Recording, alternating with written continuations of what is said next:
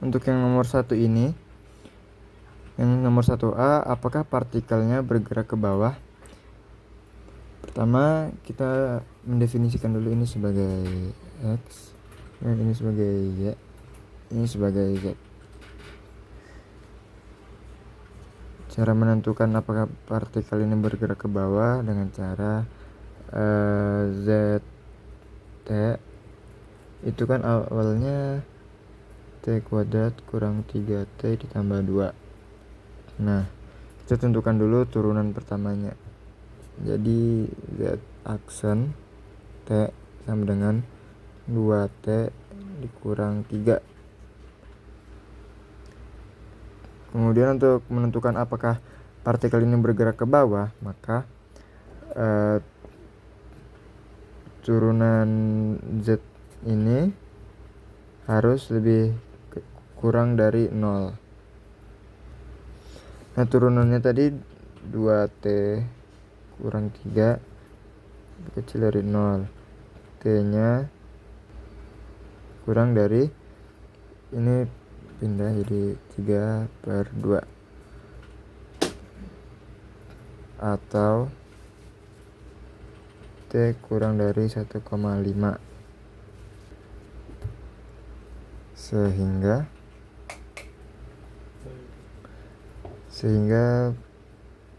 partikel ini bergerak ke bawah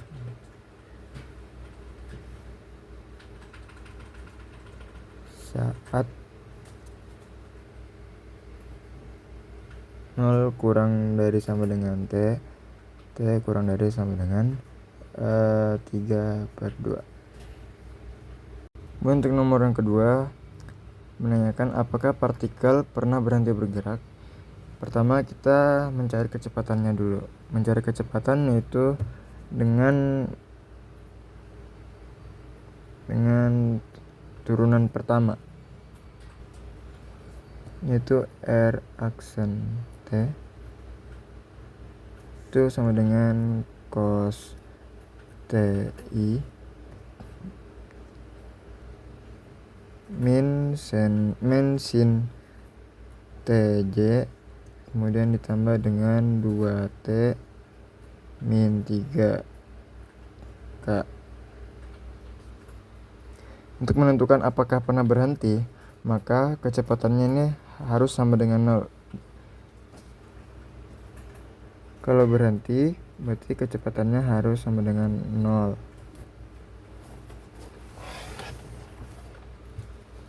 Karena kita dapat tadi 2T min 3 itu T nya adalah 3/2, maka T ini akan kita substitusi ke dalam cos dan sin ini. Jika hasilnya keduanya hasilnya sama dengan 0, maka partikel ini pernah berhenti bergerak. Kita cek cos 3/2 dan sin 3/2 itu apakah sama dengan 0. Cos 3/2 hasilnya adalah tidak sama dengan 0, dan sin 3/2 hasilnya juga tidak sama dengan 0. Jadi dapat kita simpulkan partikel ini tidak pernah untuk berhenti bergerak karena kecepatan tidak sama dengan 0, maka partikel tidak pernah berhenti bergerak.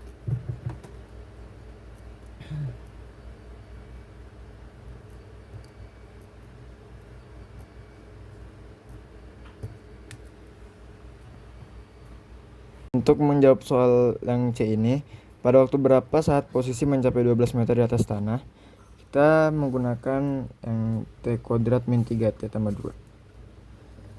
T kuadrat min 3T ditambah 2 disama dengan 12. Pokoknya kita harus sama dengan 0 sehingga 12 nya harus pindah ke kiri. T kuadrat min 3T min 10 sama dengan 0. Kemudian langkah selanjutnya adalah mencari vektor-vektornya. Vektor-vektornya adalah T min 5 dan T plus 2, sehingga T nya sama dengan 5 dan T sama dengan min 2. Tapi yang kita ambil adalah yang positif, berarti T sama dengan 5, sehingga saat 12 meter T nya sama dengan 5.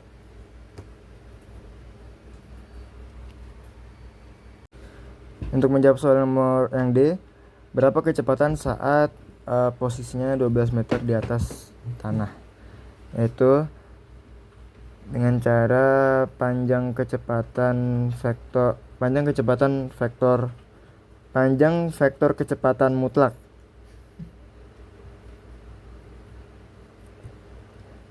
Karena kecepatan itu berarti R aksen, jadi kita mengambil yang ini. Kecepatan berarti menggunakan akar cos T. Oh ya, karena T nya sudah ditemukan itu 5, jadi kita masukkan T nya menjadi 5, dikuadratkan, kemudian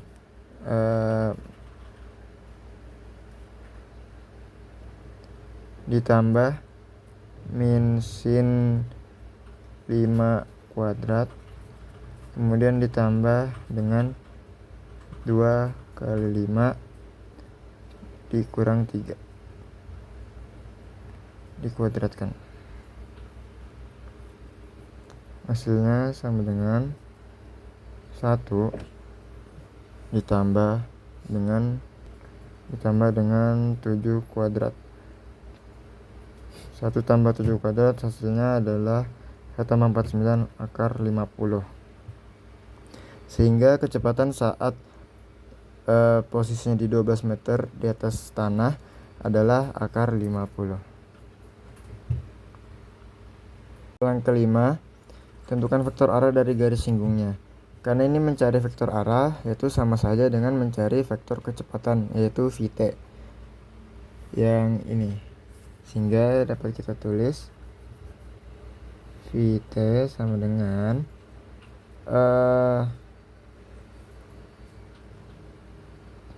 cos 5i dikurang dengan sin 5j, kemudian ditambah dengan 7k.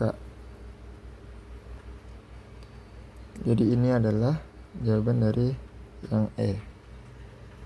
Untuk yang nomor 2, tentukan turunan Y saat X sama dengan 0. Jadi kita harus memeriksa apakah turunan yang kiri ini sama dengan turunan yang kanan. Pertama adalah untuk X kurang dari sama dengan 0. Caranya adalah Y aksen sama dengan limit H menuju 0 dari kiri, sesuai dengan ketetapan, yaitu ada f x tambah h, kemudian dikurang dengan fx dan dibagi dengan h. Karena untuk x kurang dari sama dengan 0 itu 0, jadi x di sini sama dengan 0. Kita masukkan, kemudian limit h mendekati dari kiri, x-nya adalah 0, sehingga f 0 tambah h dikurang dengan f 0 per h. Limit h mendekati dari kiri, f0 tambah h yaitu 0, f0 sama dengan 0 per h, hasilnya adalah 0. Jadi turunan kiri hasilnya adalah 0. Kemudian untuk X lebih besar dari 0, yaitu sama seperti di atas, Y aksen sama dengan limit H menuju 0 dari kanan, F X tambah H dikurang Fx, kemudian dibagi H. Karena X nya adalah X pangkat 3, jadi limit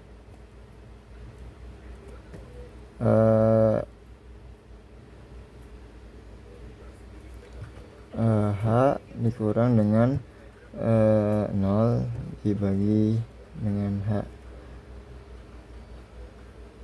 sehingga limit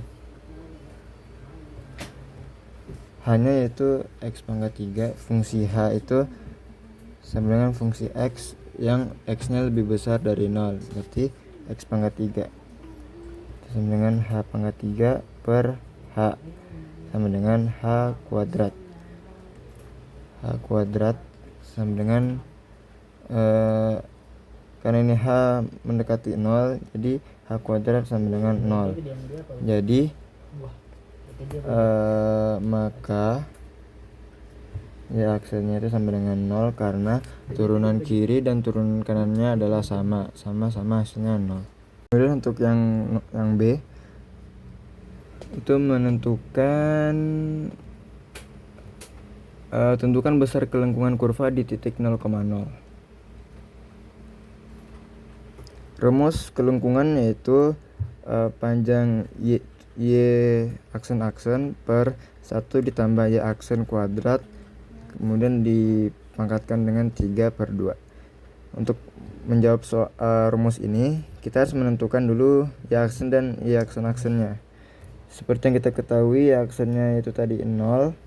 Untuk mencari y aksen yaitu dengan limit H mendekati 0 dari kiri, X tambah H kurang Fx per H, 0 per H sama dengan 0. Kemudian turunan kanannya F X tambah H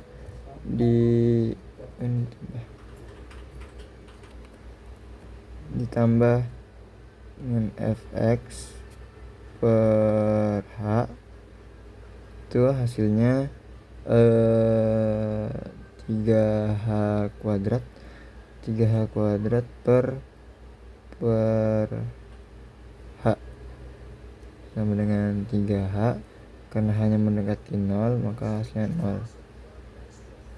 Jadi ya aksennya sama dengan 0 karena turunan kiri dan kanannya sama. Kemudian untuk menjawab soal ini, rumus ini, K sama dengan Y aksennya adalah 0 per 1 ditambah Y aksennya adalah 0 pangkat 3/2 sama dengan 0 1 pangkat 3/2, hasilnya adalah 0. Jadi besar kelengkungan